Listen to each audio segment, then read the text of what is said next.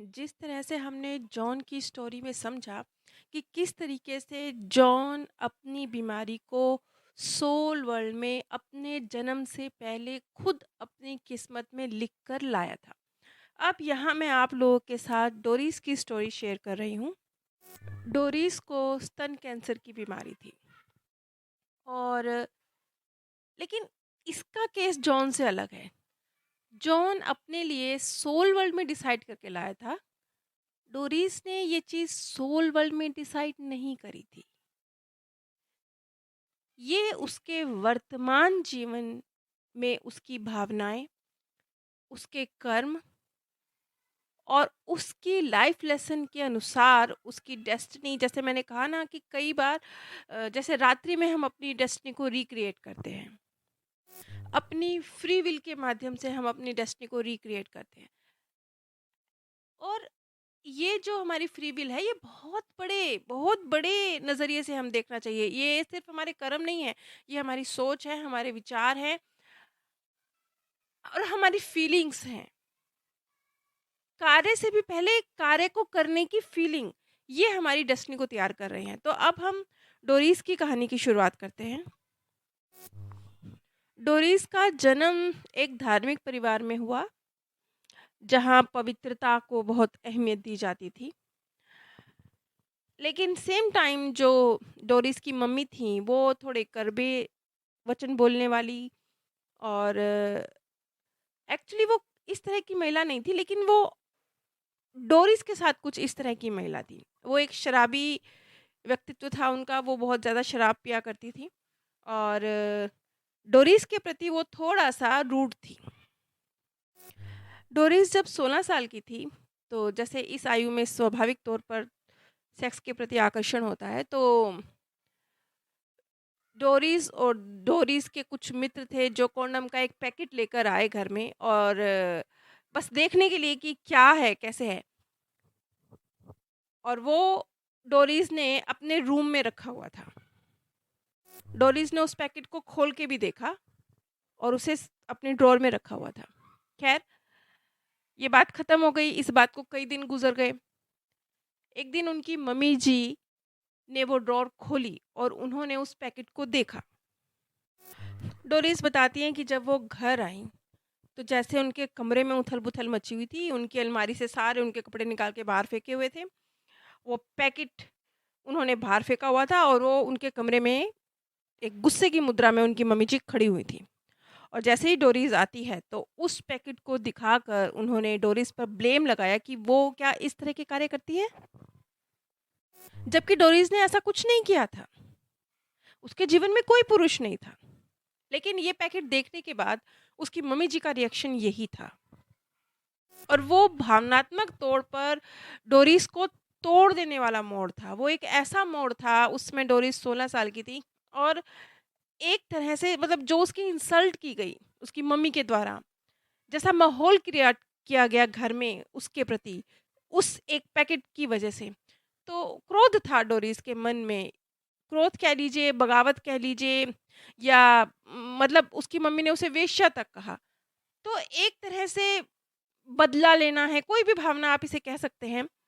तो डोरिस क्रोध में आ गई और वैसे उनका किसी से कोई रिलेशन नहीं था, लेकिन जिस तरीके से उनकी मम्मी ने उनके लिए अपशब्दों का प्रयोग किया, उनके ऊपर ब्लेम लगाया, उसके बाद जैसे डोरिस एक बदला लेने के मोड में आ जाते हैं, तो उस तरीके से उसने बिहेव किया और उसके बाद फिर उसने कई पुरुषों के साथ संबंध बनाए। और एक और बात थी, डोरिस कोई बहुत ज़्यादा मोटी लड़की नहीं थी, लेकिन फिर भी उसकी मम्मी के द्वारा उसका उसकी बॉडी को लेकर उसका अपमान किया जाता था कि तुम कितनी मोटी हो, तुम अपनी उम्र से कितनी बड़ी लगती हो। खास तौर पर उसकी ब्रेस्ट को लेकर उसकी मम्मी का रिएक्शन ऐसा होता था कि तुम्हारी ब्रेस्ट कितनी बड़ी है, ये भद्दी लगती है और इस वजह से तुम मोटी लगती हो, अनअट्रैक्टिव लगती हो। तो ये कुछ इस तरह की स्थितियां थीं कि डोरिस के मन में उसकी विशेष तौर पर उसकी ब्रेस्ट को लेकर एक ये भावना उसके अंदर डाली गई कि वो अपनी ब्रेस्ट की वजह से खूबसूरत नहीं लगती है, बल्कि वो उसकी वजह से ओवरवेट लगती है। उसकी मम्मी ने तो उसे यहाँ तक कह दिया, जब वो कॉलेज जाने के लिए एक दिन तैयार हो रही थी तो उसकी मम्मी उससे कहती है कि तुम्हें देखकर ऐसे लगता है कि जैसे तुम्हें ब्रेस्ट रिड्यूस करने के लिए ऑपरेशन की ज़रूरत है। खैर, ये सारी परिस्थितियाँ जो डोरिस के बचपन में घटी, उन्होंने कैसे क्या रोल प्ले किया डोरिस के भविष्य में, क्योंकि हमें पता नहीं चलता वैसे तो जीवन के हर मोड़ पर, लेकिन ख़ास तौर पर जब एक बच्चा है, जब एक टीनेज में है, उस वक़्त उसको जो समझाया, बताया जाता है, उसकी भावनाओं को जिस तरीके से तोड़ा-मरोड़ा जाता है, गलत या सही दिशा दी जाती है, उसे उसके बारे में जो फ़ील कराया जाता है, ये बहुत महत्वपूर्ण हो जाता है और ये जीवन पर्यंत महत्व रखता है। ख़ैर, वक़्त के साथ डोरिस बड़ी होती गई और जब डोरिस अपनी मिड 30s में थी, तो एक दिन डोरिस को पता चलता है कि उसे ब्रेस्ट कैंसर है। डोरिस के लिए ये बहुत शॉकिंग था और एक बड़ी दुखदाई खबर थी। डोरिस कहती है कि हाँ, मुझे दुःख था कि मुझे इतनी बड़ी बीमारी क्यों? लेकिन एक यकीन भी था कि मैं मरने वाली नहीं हूँ। आमतौर पर ऐसा नहीं होता, जैसे किसी को कह दिया जाता है, ख़ास तौर पर ये कुछ साल पुराना केस है, तो उस समय पर तो अगर ऐसा किसी को कह दिया जाए तो लोग घबरा जाते थे कि अच्छा, कैंसर मतलब मृत्यु। तो डोरिस कहती है कि मुझे सदमा तो था कि मुझे क्यों? लेकिन मुझे डर नहीं था, मुझे पता था मैं नहीं मरने वाली। और सबसे ज़्यादा जो एक रिएक्शन था डोरिस का, डोरिस कहती है कि मैं इतनी ज़्यादा ये कैंसर की बीमारी में नॉर्मली लोग ऐसे बिहेव नहीं करते, लेकिन वो कहती है कि जब मैं अपने डॉक्टर के पास मिलने जाया करती थी तो मैं मजाक किया करती थी। यहाँ तक कि जब उस मैं मतलब नर्स से बात कर रही होती थी, वो हॉस्पिटल में होती, तो वो उनको कहती थी थोड़ा सा म्यूजिक लगा दो कमरे में, थोड़ा माहौल ठीक कर दो कमरे का। नॉर्मली ऐसा नहीं होता, नॉर्मली जब किसी को कैंसर होता है तो वो घबरा जाता है, टूट जाता है, उदास हो जाता है। ऐसा कुछ नहीं था डोरिस के साथ। वैसे उम्र के इस पड़ाव तक डोरिस एक सक्सेसफुल ऑथर बन चुकी थी। उसने लगभग पूरा विश्व घूम लिया था और इस डायग्नोस के कुछ वक्त बाद डॉक्टर्स द्वारा बताया गया कि डोरिस की दोनों ब्रेस्ट को रिमूव करना पड़ेगा उसे कैंसर से बचाने के लिए।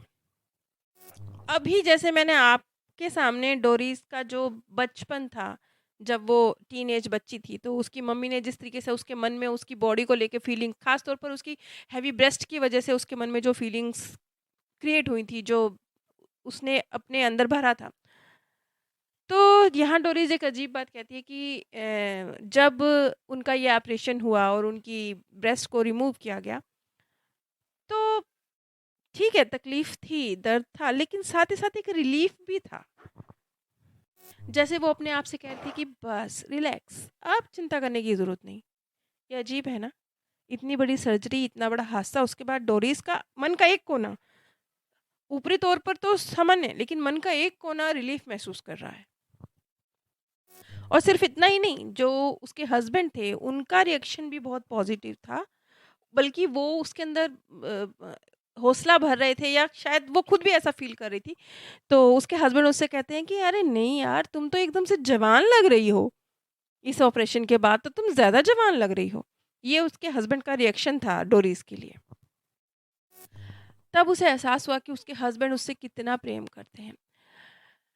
और सिर्फ वो ये नहीं, वो एक सक्सेसफुल ऑथर थी, उसके बहुत सारे उसके जो उसको पसंद करते थे लोग, वो उसके लिए प्रेयर कर रहे थे कि वो जल्दी स्वस्थ हो जाए, ठीक हो जाए। उसे एहसास हुआ कि लोग उससे कितना प्यार करते हैं। अब हम समझेंगे कि ये सारे घटनाक्रम जो डोरिस की लाइफ के हैं, ये किस तरीके से, क्यों थे उसकी लाइफ में, किस तरीके से उसकी लाइफ को टर्न कर रहे थे, कहाँ से आए थे, क्यों आए थे। जैसे कि अ, डोरिस की जब ब्रेस्ट रिमूव हुई तो वो कहीं न कहीं रिलीफ़ महसूस कर रही थी। क्योंकि एक चीज़ और थी डोरिस के अंदर, जो मैंने कहा ना, बहुत सारी चीज़ें होती हैं जो एक तो प्रत्यक्ष होती है, एक हमारी बैकग्राउंड में चल रही होती है, हम खुद भी उसके साथ सचेत नहीं होते, वो बैकग्राउंड में चलती रहती हैं। तो इसी तरीके से कुछ डोरिस के साथ था। डोरिस कहती है कि एक जो उसके अंदर फ़ेमिनिन पावर थी ना, वो उसके साथ कभी बहुत ज़्यादा कंफर्टेबल नहीं थी। वो औरतों पर बहुत ज़्यादा विश्वास भी नहीं करती थी। जैसे लड़कियों को शौक होते हैं कपड़ों के, मेकअप के, ऐसे भी कोई शौक डोरिस को नहीं थे। अब ये क्यों? क्योंकि डोरिस अपना एक जीवन एक जर्मन सैनिक के रूप में गुजार चुकी थी, और ये वो बर्थ था जहाँ पर उसने कुछ महिलाओं के प्रति उसका जो बिहेवियर था, नज़रिया था, वो कोई बहुत पॉजिटिव नहीं था, बहुत सम्माननीय नहीं था।